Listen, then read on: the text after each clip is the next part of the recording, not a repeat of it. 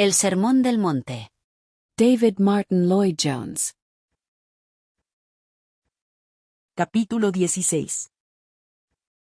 Que vuestra luz alumbre. En los dos últimos capítulos hemos examinado las dos afirmaciones positivas que nuestro Señor hizo acerca del cristiano, es, la sal de la tierra, y, la luz del mundo. Pero no se contentó con afirmar algo en forma positiva. Es evidente que este asunto era tan importante para el que quiso subrayarlo, como solía hacerlo, con ciertas negaciones. Quería que esas personas a las que se estaba dirigiendo, y, de hecho, todos los cristianos de todas las épocas, vieran con claridad que somos lo que Él nos ha hecho a fin de que lleguemos a algo. Este es el tema que uno encuentra a lo largo de la Biblia. Se ve muy bien en aquella afirmación del apóstol Pedro: vosotros sois linaje escogido, real sacerdocio, nación santa, pueblo adquirido por Dios, para que anunciéis las virtudes de aquel que os llamó de las tinieblas a su luz admirable. Primera de Pedro 2, 9. Este es el tema, en cierto sentido, de todas las cartas del Nuevo Testamento. Lo cual nos demuestra una vez más lo necio de considerar este sermón del monte como destinado tan solo a algunos cristianos que han de vivir en una época o dispensación futura. Porque la enseñanza de los apóstoles, como vimos en la introducción general a este sermón, no es sino una elaboración de lo que tenemos aquí. Sus cartas nos dan muchos ejemplos de cómo se pone en práctica esto que estamos estudiando. En Filipenses 2, el apóstol Pablo describe a los cristianos como luminares o luces en el mundo y los exhorta por ello a asirse de la palabra de vida. Constantemente emplea la comparación de la luz y las tinieblas para mostrar cómo el cristiano actúa en la sociedad por ser cristiano. Nuestro Señor parece muy deseoso de dejar bien impreso esto en nosotros. Tenemos que ser la sal de la tierra. Muy bien, pero recordemos, si la sal se desvaneciere, ¿con qué será salada? No sirve más para nada, sino para ser echada fuera y hollada por los hombres. Somos la luz del mundo. Con todo, recordemos que una ciudad asentada sobre un monte no se puede esconder. Ni se enciende una luz y se pone debajo de un almud, sino sobre el candelero, y alumbra a todos los que están en casa. Luego tenemos esta exhortación final que vuelve a sintetizarlo todo: así alumbre vuestra luz delante de los hombres, para que vean vuestras buenas obras, y glorifiquen a vuestro Padre que está en los cielos. Dada la forma en que nuestro Señor pone de relieve esto, es obvio que debemos examinarlo. No basta solo recordar que hemos de actuar como sal en la tierra o como luz en el mundo. Debemos también comprender el hecho de que debe convertirse en lo más importante de la vida, por las razones que vamos a estudiar. Quizá la mejor manera de hacerlo es presentarlo en forma de afirmaciones o proposiciones sucesivas. Lo primero que hay que examinar es por qué nosotros como cristianos debemos ser sal y luz, y por qué debemos desear serlo. Me parece que nuestro Señor emplea tres razones básicas. La primera es que, por definición, tenemos que ser así. Las comparaciones que emplea sugieren esa enseñanza. La sal es para salar, nada más. La luz tiene como función y propósito iluminar. Debemos empezar por ahí y caer en la cuenta de que estas cosas son evidentes de por sí y que no necesitan ilustración. Pero en cuanto decimos esto, ¿no tiende acaso a resultar como un reproche para todos nosotros? Somos muy propensos a olvidar estas funciones esenciales de la sal y la luz. A medida que nos adentramos en la exposición, creo que estarán de acuerdo en que necesitamos que se nos recuerde esto constantemente. La lámpara, como dice nuestro Señor, y no hace más que emplear el sentido común, la lámpara se prende para que ilumine la casa. Es el único fin que se busca comprenderla. El propósito es que la luz se difunda en ese ámbito determinado. Esta, por tanto, es nuestra primera afirmación. Tenemos que caer en la cuenta de que es el cristiano, por definición, y esta es la definición que nuestro Señor da de él.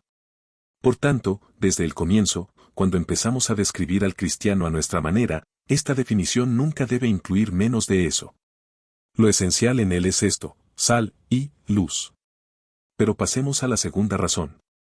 Me parece que es, que nuestra posición resulta no solo contradictoria sino ridícula si no actuamos así. Hemos de ser como una ciudad asentada sobre un monte, y una ciudad asentada sobre un monte no se puede esconder. En otras palabras, si somos verdaderos cristianos no se nos puede esconder. O dicho de otro modo, el contraste entre nosotros y los demás ha de ser del todo evidente y perfectamente obvio. Pero nuestro Señor no se queda ahí, va más allá. Nos pide, en efecto, que imaginemos a alguien que prende una luz y luego la pone debajo de un almud en vez de colocarla sobre un candelero. Ciertos comentaristas antiguos han dedicado mucho tiempo a definir qué significa en este caso, almud, a veces con resultados curiosos. Para mí lo importante es que oculta la luz, y no importa mucho de qué se trate si ese es el efecto que produce. Lo que nuestro Señor dice es, que es un proceder ridículo y contradictorio. El propósito de prender una luz es que ilumine. Y todos estaremos de acuerdo en que es del todo ridículo que alguien la cubra con algo que le impide conseguir ese propósito. Sí, pero recordemos que nuestro Señor habla de nosotros. Existe el peligro, o por lo menos la tentación, de que el cristiano se comporte de esa manera ridícula y vana, y por esto lo subraya así. Parece decir, os he hecho algo que ha de ser como una luz, como una ciudad asentada sobre un monte que no se puede ocultar. ¿La están ocultando deliberadamente? Bien, si es así, aparte de otras cosas, resulta completamente ridículo y necio. Pasemos a la última fase de su razonamiento. Hacer esto, según nuestro Señor, es volvernos del todo inútiles. Esto es chocante, y no cabe duda de que emplea estas dos comparaciones para hacer resaltar ese punto concreto. La sal sin sabor de nada sirve. En otras palabras, como dije al principio, hay una sola cualidad esencial en la sal, y es salar. Cuando no sala de nada sirve. No ocurre así en todo. Tomemos las flores, por ejemplo, cuando están vivas son muy hermosas y despiden perfume, pero cuando mueren no se vuelven completamente inútiles. Se pueden echar a la basura y pueden resultar útiles como estiércol. Así ocurre con muchas otras cosas. No se vuelven inútiles cuando su función primaria ya no se cumple. Todavía sirven para alguna otra función secundaria o subsidiaria. Pero lo extraordinario en el caso de la sal es que en cuanto deja de salar no sirve para nada, no sirve más para nada, sino para ser echada fuera y hollada por los hombres. Resulta difícil saber qué hacer con ella, no se puede echar al estiércol, porque perjudica. No tiene función ninguna, y lo único que se puede hacer es echarla lejos. Nada le queda una vez que pierde la cualidad esencial y el propósito para el cual ha sido hecha. Lo mismo ocurre con la luz. La característica esencial de la luz es ser luz, dar luz, y no tiene realmente ninguna otra función. Su cualidad esencial es su única cualidad, y una vez que la pierde, se vuelve completamente inútil. Según el razonamiento de nuestro Señor, esto es lo que hay que decir del cristiano. Tal como lo entiendo, y me parece de una lógica inevitable, no hay nada en el universo de Dios que sea más inútil que un cristiano puramente de apariencia. El apóstol Pablo describe esto cuando habla de ciertas personas que tendrán apariencia de piedad, pero negarán la eficacia de ella. Parecen cristianos pero no lo son. Desean presentarse como cristianos, pero no actúan como tales. Son sal sin sabor, luz sin luz, si tal cosa se pudiera imaginar. Quizás se pueda conseguir cuando se piensa en la ilustración de la luz puesta debajo del almud. Si se piensa en la experiencia y observaciones de uno, se da uno cuenta de que eso es la verdad pura. El cristiano de forma sabe bastante del cristianismo, como para que el mundo le resulte incómodo, pero no sabe lo suficiente como para que resulte de valor para ese mundo. No está de acuerdo con el mundo porque sabe lo suficiente de él como para tener miedo de ciertas cosas, y los que viven como mundanos saben que trata de ser diferente y que no puede ser completamente de los suyos. Por otra parte, no tiene una verdadera intimidad con los cristianos. Posee suficiente cristianismo para echar a perder todo lo demás, pero no lo suficiente para hacerlo feliz, para darle paz, gozo y abundancia de vida. Me parece que esas personas son las más infelices del mundo. No actúan ni como mundanas ni como cristianas. No son nada, ni sal ni luz, ni una cosa ni otra. Y de hecho, viven como parias, por así decirlo, del mundo y de la iglesia. No quieren considerarse como del mundo, mientras que por otra parte no entran a formar parte plena de la vida de la iglesia. Así lo sienten ellos mismos y los demás. Siempre hay esa barrera. Son parias. Lo son más en un sentido, que el que es completamente mundano y no pretende nada, porque por lo menos tiene su grupo. Estas son, pues, las personas más trágicas y patéticas, y la advertencia solemne que tenemos en este versículo es la advertencia de nuestro Señor contra los que viven en ese estado y condición. Las parábolas de Mateo 25 refrendan esto, en ellas se nos habla de la exclusión definitiva de tales personas, como sal que se echa fuera. Para su sorpresa vendrán a hallarse al lado de afuera de la puerta, pisoteados por los hombres. La historia demuestra esto. Ha habido ciertas iglesias que, habiendo perdido el sabor, o habiendo dejado de irradiar la luz verdadera, han sido pisoteadas. Hubo en otro tiempo una iglesia muy vigorosa en África del Norte que produjo muchos cristianos santos, incluyendo el gran San Agustín. Pero perdió el sabor y la verdadera luz, y por ello fue pisoteada y dejó de existir. Lo mismo ha sucedido en otros países. Que Dios nos dé gracia para tener en cuenta esta solemne advertencia. La profesión puramente superficial del cristianismo vendrá a acabar así. Quizá lo podríamos resumir así. Al cristiano verdadero no se lo puede ocultar, no puede pasar desapercibido. El que vive y actúa como verdadero cristiano se destacará. Será como la sal, será como ciudad situada sobre un monte, como candela puesta en un candelero. Pero todavía podemos añadir algo. El verdadero cristiano no desea siquiera ocultar esa luz. Ve lo ridículo que es pretender ser cristiano y a pesar de ello tratar expresamente de ocultarlo. El que cae en la cuenta de qué significa ser cristiano, el que cae en la cuenta de todo lo que la gracia de Dios ha significado para él y comprende que, en última instancia, Dios ha hecho esto a fin de que influya en otros. No puede ocultarlo. No solo esto, no desea ocultarlo, porque razona así, en último término el objetivo y propósito de todo eso es que actúe de esta manera. Estas comparaciones e ilustraciones, pues, tienen como fin, según la intención de nuestro Señor, mostrarnos que cualquier deseo que hallemos en nosotros de ocultar el hecho de que somos cristianos, no solo hay que considerarlo como ridículo y contradictorio, es, si lo aceptamos y persistimos en él, algo que, aunque no acabo de entender esta doctrina, puede conducir a una exclusión final. Digámoslo así. Si vemos en nosotros una tendencia a poner la luz bajo un almud, debemos comenzar a examinarnos y a tratar de asegurarnos de que es realmente luz. Es un hecho que la sal y la luz quieren manifestar su cualidad esencial, de modo que si hay algo de incertidumbre en cuanto a ello, debemos examinarnos para descubrir la causa de esta posición ilógica y contradictoria. O para decirlo en una forma más sencilla. La próxima vez que me encuentre con esa tendencia de encubrir el hecho de que soy cristiano, quizá con el fin de congraciarme con alguien o de evitar persecuciones, tengo que pensar en el que prende la candela y la oculta bajo el almud. En cuanto piense en esto y vea lo ridículo que es, reconoceré que la mano sutil que me brindaba ese almud era la del diablo. Por tanto la rechazaré, y la luz brillará con más esplendor. Esta es la primera afirmación. Pasemos ahora a la segunda, la cual es muy práctica. ¿Cómo podemos asegurarnos de que actuamos realmente como sal y luz? En un sentido ambas ilustraciones lo indican, pero la segunda es quizá más sencilla que la primera. Nuestro Señor habla de la dificultad, de la imposibilidad de devolver a la sal su sabor.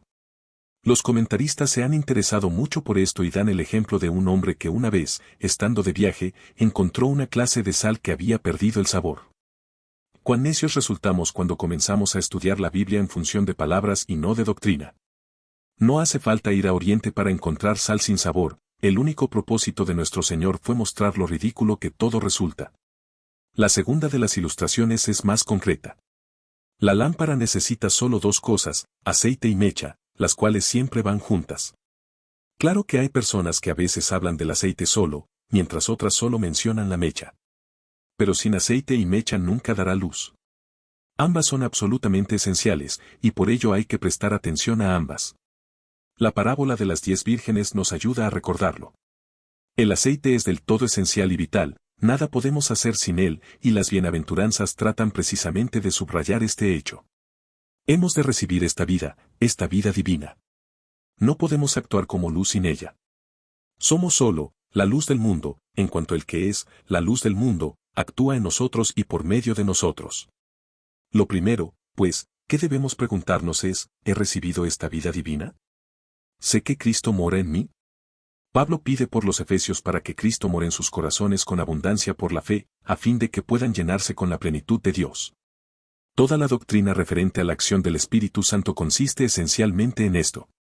No consiste en otorgar dones particulares, tales como lenguas o alguna de las otras cosas por las que la gente tanto se interesa. Su propósito es dar vida y las gracias del Espíritu, lo cual es la senda más excelente. ¿Estoy seguro de que tengo el aceite, la vida, que solo el Espíritu de Dios puede darme? La primera exhortación, pues, debe ser que lo busquemos sin cesar. Esto significa, desde luego, oración, que es la acción de ir a recibirlo. A menudo solemos pensar que estas invitaciones benévolas de nuestro Señor son algo que se da una vez por siempre. Dice, venid a mí, si queréis el agua de vida, venid a mí, si queréis el pan de vida. Pero tendemos a pensar que una vez que hemos ido a Cristo ya tenemos para siempre esta provisión. No es así. Es una provisión que tenemos que renovar, tenemos que ir a buscarla constantemente. Tenemos que vivir en contacto con Él, solo en cuanto recibimos sin cesar esta vida podemos actuar como sal y luz. Pero, desde luego, no solo significa oración constante, significa lo que nuestro Señor mismo describe como hambre y sed de justicia. Recordarán que interpretamos eso como algo que nunca se interrumpe. Somos saciados, sí, pero siempre deseamos más. Nunca permanecemos estáticos, nunca nos dormimos en los laureles, nunca decimos, una vez por todas. Nunca. Seguimos teniendo hambre y sed, seguimos dándonos cuenta de la necesidad perenne que tenemos de Él y de esta provisión de vida y de todo lo que nos puede dar. Por esto seguimos leyendo la palabra de Dios en la que podemos aprender mucho acerca de Él y de la vida que nos ofrece. La provisión de aceite es esencial. Lean las biografías de aquellos que obviamente han sido como ciudades situadas sobre un monte que no se puede ocultar. Verán que no dicen, he ido a Cristo de una vez por todas, esta es la experiencia culminante de la vida que durará para siempre. En absoluto, nos dicen que sintieron como necesidad absoluta de pasar horas en oración, estudio de la Biblia y meditación. Nunca dejaron de ir en busca de aceite y recibir provisión del mismo. El segundo elemento esencial es la mecha. Debemos ocuparnos también de esto. Para mantener la lámpara ardiendo el aceite no basta, hay que avivar constantemente la mecha. Esto dice nuestro Señor. Muchos de nosotros no hemos conocido otra cosa que la electricidad. Pero algunos quizá recuerden cómo había que tener cuidado de la mecha. En cuanto comenzaba a echar humo, no alumbraba, de modo que había que avivarla. Y era un proceso delicado. ¿Qué significa esto en la práctica? Creo que significa que hemos de recordar constantemente las bienaventuranzas. Deberíamos leerlas todos los días. Tendría que recordar a diario que he de ser pobre en espíritu, misericordioso, manso, pacificador, de corazón limpio, y así sucesivamente. No hay nada que sirva mejor para mantener la mecha en buen funcionamiento que recordar lo que soy por la gracia de Dios, y lo que he de ser. Me parece que debería hacer esto todas las mañanas antes de comenzar el día en todo lo que hago y digo, he de ser como ese hombre que veo en las bienaventuranzas. Comencemos con esto y concentrémonos en ello. Pero no solo hemos de recordar las bienaventuranzas, hemos de vivir en consecuencia. ¿Qué significa esto? Significa que hemos de evitar todo lo que se opone a las mismas, que hemos de ser completamente diferentes del mundo. Me resulta trágico que tantos cristianos, por no querer ser diferentes ni sufrir persecución, parecen vivir lo más cerca que pueden del mundo. Pero esto resulta una contradicción de términos. No hay término medio entre luz y tinieblas, es una cosa u otra, y no hay acuerdo posible entre ellas. O se es luz o no se es. Y el cristiano ha de ser así en la tierra. No solo no debemos ser como el mundo, sino que hemos de esforzarnos en ser lo más diferentes de él que podamos. En un sentido positivo, sin embargo, significa que deberíamos demostrar esta diferencia en nuestra vida, y esto, desde luego, se puede hacer de 1000 maneras. No puedo dar una lista completa, lo que sé es que significa, como mínimo, vivir una vida separada. El mundo se está volviendo cada vez más grosero, áspero, feo, estrepitoso. Creo que estaremos de acuerdo en ello. A medida que la influencia cristiana va disminuyendo en el país, todo el tono de la sociedad se vuelve más vasto, incluso las pequeñas cortesías son cada vez más escasas. El cristiano no ha de vivir así. Tendemos demasiado a limitarnos a decir, soy cristiano, o, no es maravilloso ser cristiano, y luego a veces somos bruscos y desconsiderados. Recordemos que estas son cosas que proclaman lo que somos. Hemos de ser humildes, pacificadores, pacíficos en nuestro hablar y actuar, y sobre todo en nuestras reacciones ante los demás. Creo que el cristiano tiene mayores oportunidades hoy que hace un siglo, debido al estado actual del mundo y de la sociedad. Creo que la gente nos observa muy de cerca porque decimos ser cristianos, y observa las reacciones que tenemos frente a los demás y ante lo que dicen y hacen respecto a nosotros. ¿Nos airamos? El no cristiano lo hace, el cristiano no debería hacerlo. Debe ser como el hombre de las bienaventuranzas, y por ello reacciona de forma diferente. Y cuando se halla frente a acontecimientos mundiales, ante guerras y rumores de guerras, ante calamidades, pestilencias y demás, no se angustia, perturba ni irrita.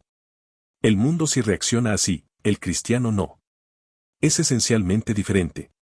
El último principio es la importancia suprema de hacer todo esto en la forma adecuada.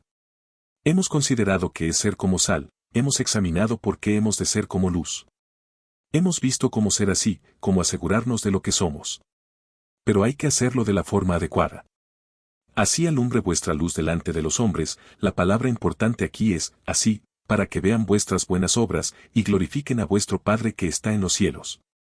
Tiene que haber una ausencia completa de ostentación y exhibicionismo. Es difícil en la práctica, no es cierto, situar la línea divisoria entre funcionar verdaderamente como sal y luz y con todo no hacerse reos de ostentación. Pedro esto se nos dice que hagamos. Hemos de vivir de tal modo que los demás vean nuestras buenas obras, pero glorifiquen a nuestro Padre que está en los cielos. Es difícil actuar como verdadero cristiano, y con todo no caer en exhibicionismo. Esto es así incluso al escuchar el Evangelio, aparte del predicarlo. Al revelarlo en nuestra vida diaria, debemos recordar que el cristiano no atrae la atención sobre sí. El yo se ha olvidado en esta pobreza de espíritu, en la mansedumbre y en todas las otras cosas. En otras palabras, hemos de hacerlo todo por Dios, por su gloria. El yo ha de estar ausente, y debe ser completamente aplastado con todas sus sutilezas, por amor a Él, por su gloria. Se sigue de esto que hemos de hacer todas estas cosas de tal forma que conduzcamos a otros hombres a glorificarlo, a entregarse a Él. Así alumbre vuestra luz delante de los hombres, para que vean vuestras buenas obras. Sí, y verlas de tal modo que ellos a su vez glorifiquen a su Padre que está en los cielos.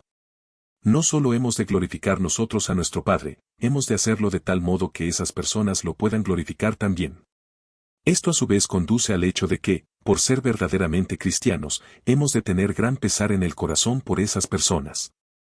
Hemos de caer en la cuenta de que están en tinieblas y en estado de contaminación. En otras palabras, cuanto más acercamos nuestra vida a Él, tanto más semejantes a Él nos volveremos, y Él tuvo una gran compasión por la gente. Vio a las personas como ovejas sin pastor. Tuvo gran compasión por ellos, y esto decidió su conducta. No se preocupó por sí mismo, tuvo compasión de la multitud. Así hemos de vivir ustedes y yo, así hemos de considerar estas cosas. En otras palabras, en todas nuestras acciones y vivir cristiano estas tres cosas deben ocupar siempre un puesto prominente. Hacerlo todo por Él y por su gloria. Conducir a los hombres a Él para que lo glorifiquen. Que todo se base en amor y compasión por ellos en su condición perdida. Esta es la forma en que nuestro Señor nos exhorta a demostrar lo que ha hecho por nosotros. Debemos vivir como personas que han recibido de Él vida divina. Ridiculiza lo opuesto. Coloca frente a nosotros este cuadro maravilloso de hacernos como Él en este mundo. Los hombres comenzaban a pensar en Dios al verlo. ¿Se han dado cuenta de cuán a menudo, después de hacer un milagro, leemos que los presentes dieron gloria a Dios? Decían, nunca hemos visto cosas como estas antes, y glorificaban al Padre. Ustedes y yo hemos de vivir así. En otras palabras, hemos de vivir de tal modo que, cuando los demás nos vean, les resultemos un problema. Se preguntarán, ¿qué es eso? ¿Por qué esos son tan diferentes en conducta y reacciones? Hay algo en ellos que no entiendo, no lo puedo explicar. Y llegarán a la única explicación verdadera, que es que somos el pueblo de Dios, hijos de Dios, herederos de Dios y coherederos con Cristo. Hemos llegado a ser reflejos de Cristo, reproductores de Cristo. Al igual que Él es la luz del mundo, así nosotros hemos de ser la luz del mundo.